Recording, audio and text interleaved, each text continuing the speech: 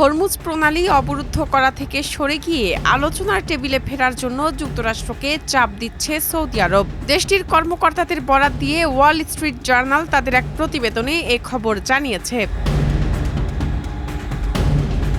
প্রতিবেদনে বলা হয়, সৌদি আরবের আশঙ্কা মার্কিন প্রেসিডেন্ট ডোনাল্ড ট্রাম্প হরমুজ প্রণালী অবরুদ্ধ করার যে পদক্ষেপ নিয়েছেন তাতে ইরানের সঙ্গে উত্তেজনা আরও বাড়তে পারে। এছাড়া জাহাজে পণ্য পরিবহনের অন্যান্য গুরুত্বপূর্ণ সামুদ্রিক পথে বিশৃঙ্খলা সৃষ্টি হতে পারে বা জাহাজ চলাচলে বিঘ্ন ঘটতে পারে।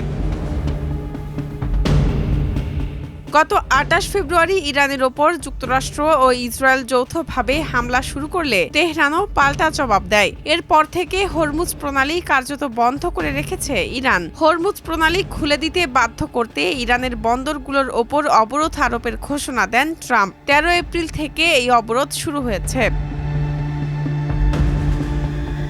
আরব কর্মকর্তারা বলেন, সৌদি আরব সতর্ক করে বলেছে এর পাল্টা ব্যবস্থা হিসেবে ইরান বাবাল মানদেব প্রণালী বন্ধ করে দিতে পারে। বাবাল মানদেব লোহিত সাগরের একটি গুরুত্বপূর্ণ সংকীর্ণ পথ। সৌদি আরবের তেল রপ্তানিতে এ প্রণালী অত্যন্ত গুরুত্বপূর্ণ।